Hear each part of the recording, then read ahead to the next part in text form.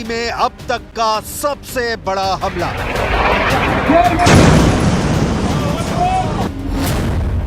Israel defence force ने Hezbollah के 12 ठिकानों को किया टारगेट।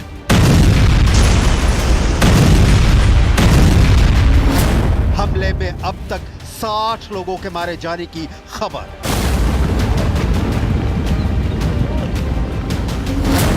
आईडीएफ ने कहा लेबनान में हिजबुल्लाह के खिलाफ टारगेट अचीव।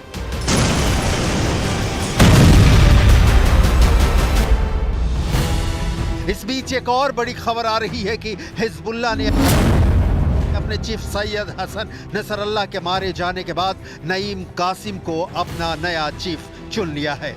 नईम कासिम की डिटेल आपको आगे दिखाएंगे। अभी उस बेका घाटी की कहानी जहां इजराइल ने कहर बरपा दिया है। बेका बेरूत से लगभग 30 किलोमीटर पूर्व में स्थित है। ये घाटी पश्चिम में माउंट लेबनान और पूर्व में एंटी लेबनान पहाड़ों के बीच स्थित है। बेका घाटी औसतन 120 किलोमीटर लंबी और 16 किलोमीटर चौड़ी है। लेबनान हिल्स के उस पार इजराइल की उत्तरी सीमा स्थित है। वहां से आईडीएफ लगातार इस इलाके को निशाना बना रही है। बेका वैली हिजबुल्लाह की सुरक्षित पनाहगाह मानी जाती है। यहां से सीरिया की सीमा नजदीक है। इजरायली हमले का दबाव बढ़ने पर हिजबुल्लाह लड़ाके बेका घाटी छोड़कर आसानी से सीरिया में एंट्री कर लेते हैं। हिजबुल्लाह लड़ाके सीरिया भागे उसके पहले इजराइल ने ऐलान किया है कि लगातार हमले से उन्हें खामोश कर दिया गया है। इस्राएली फोर्सेस ने हिजबुल्लाह पर लेबनान की बीका वैली में कई घरों में हथियार छुपाने का आरोप लगाया है। इस्राएल फोर्सेस की तरफ से बीका वैली में लगातार हमले किए गए, जिसकी वजह से लोग पहले ही बीका वैली को छोड़ चुके हैं। लेकिन आईडीएफ का मानना है कि दक्षिण लेबनान और दक्षिणी बेरूत से भागकर हिजबुल्लाह के लड़ाकू बीका वैली में तैयारी कर रहे थे। लिहाजा बीका वैली में इस्राएली फोर्सेस ने बार बार रॉकेट और मिसाइल दगाकर बीका वैली को हर तरफ से तबाह किया। इजराइल ने बेरूत दमिश्क राजमार्ग पर हमला करके इसे बेका वैली से काट दिया है। हिजबुल्लाह के बचे हुए लड़ाकों के पास बेका घाटी छोड़ने के अलावा कोई विकल्प नहीं बचा। बेका घाटी ही नहीं, दक्षिणी लेबनान के सासकिया क्षेत्र में भी इजराइल ने ताज़ा एयर स्ट्राइक किया है। हमले के बाद वहां धुआं दिखाई दिया। वॉर जोन से न्यूज़ 18 इंडिया की एक्सक्लूसिव रिपोर्ट आपकी स्क्रीन पर है। ये एरिया जो है इस वक्त जल रहा है क्योंकि एयर स्ट्राइक एयर फोर्सेस की तरफ से यहाँ पे हुई है। इस्राएली फोर्सेस की तरफ से जो एयर स्ट्राइक हुई उसकी वजह से आग लगी है। मैं दिखाने की कोशिश करूँगा। ये आप न्यूज़ 18 इंडिया पे एक्सक्लूसिव विजुअल्स देख सकते हैं जहाँ पे एयर स्ट्राइक हुई है। इस्राएली एयर फोर्सेस ने यहाँ पे बमबारी की है। रॉकेट्स दागे जाते हैं, मिसाइल्स दागे जाते हैं और उसके बाद यहाँ पे धुएँ के गुबार दिखाई दे रहे हैं और आप देख सकते हैं यहाँ पे हालत क्या हुई है। दक्षिण लेबनान पर भी इजराइल लगातार हवाई हमले कर रहा है। तस्वीरें दक्षिण लेबनान के नवाती से सामने आई हैं, जहां इजराइल की सेना ने जमकर बमबारी की है। दावे के मुताबिक इजराइल की सेना इस इलाके में 24 घंटे में 100 से ज्यादा हवाई हमले कर चुकी है। इजराइल का दावा है कि उसने लेबनान में हिजबुल्लाह को रौंद दिया है। हिजबुल्लाह के सारे ढांचे, इमारतें, बंकर, सुरंगें, हथियार डिपो, रॉकेट और मिसाइल लॉन्च सेंटर सब बर्बाद किए जा चुके हैं। जब्त किए गए हथियारों को इजराइल पहुंचाया जा चुका है। हालांकि इजरायली सेना ने यह भी कहा कि कुछ लेबनानी गांवों में अब भी मिशन जारी है। इस काम में शिन बेत और आईडीएफ इंटेलिजेंस लगातार काम कर रही है, जिसकी मदद सैनिक कर रहे हैं। लेबनान में न्यूज़ 18 इंडिया की टीम पहुंचती है हर उस जगह पर जहां पर इस्राएली फोर्सेस की तरफ से बमबारी होती है। इस्राएली फोर्सेस का दावा है कि वो हिजबुल्लाह के इलाकों में बमबारी करते हैं, लेकिन जगह जगह पे इस तरीके की बर्बादी हुई है और आप ये देख सकते हैं कि यहाँ पे क्या हाल हुआ है। ये मैं दिखाने की कोशिश करूंगा और ये पूरा इलाका देख सकते हैं आप, कितना खौफनाक है, कितना खतरनाक है। और ये आज ही रात के दौरान ये एयर स्ट्राइक्स हुई हैं और यहाँ पे इर्द गिर्द सब कुछ तबाह हो चुका है।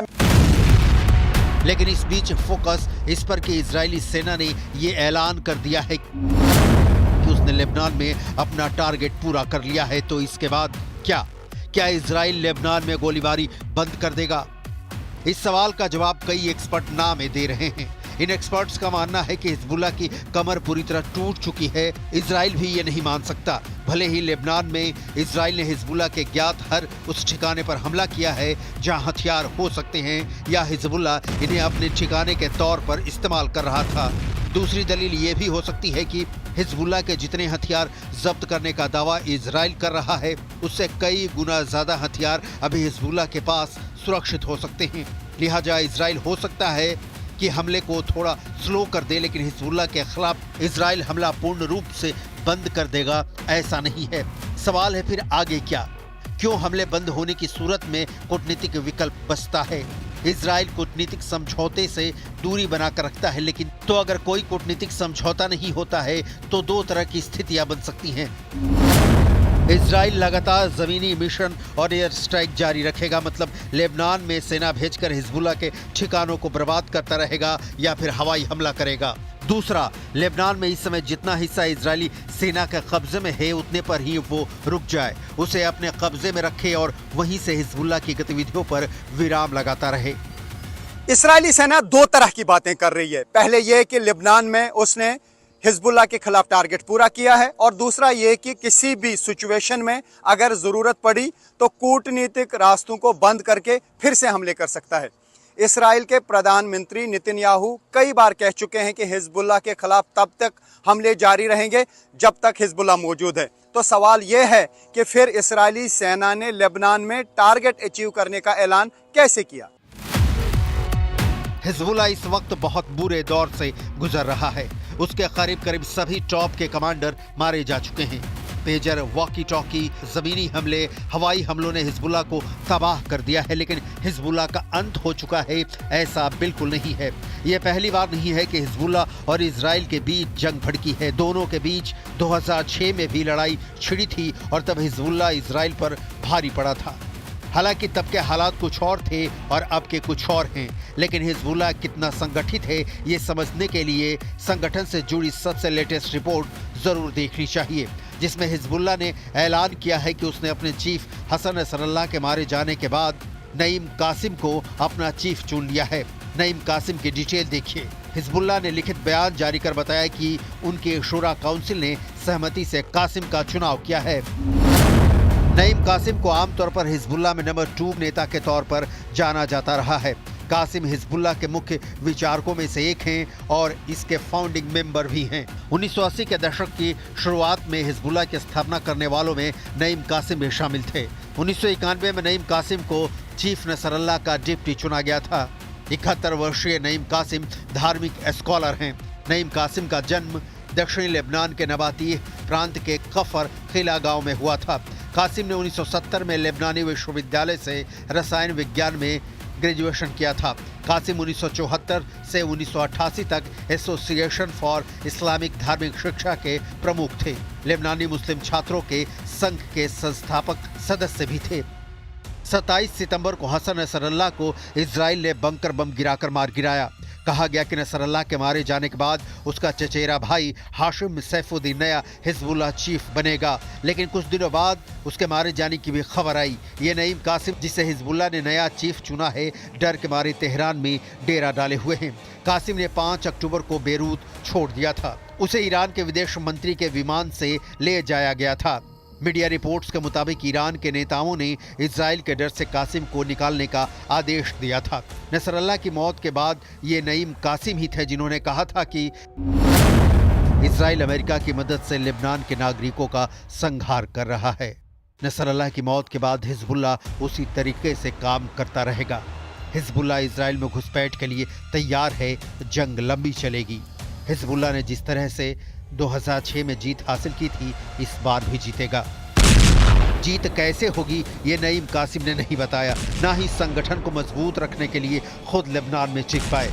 इससे भी हिजबुल्लाह कितना कमजोर पड़ गया है अंदाजा लगाया जा सकता है, लेकिन हिजबुल्लाह का द एंड हो गया है ये मानने का सिर्फ ये कारण है कि इजराइल ने ऐसा ऐलान कर दिया है, तो हिजबुल्लाह जैसे संगठन को ना समझने की भारी भूल होगी।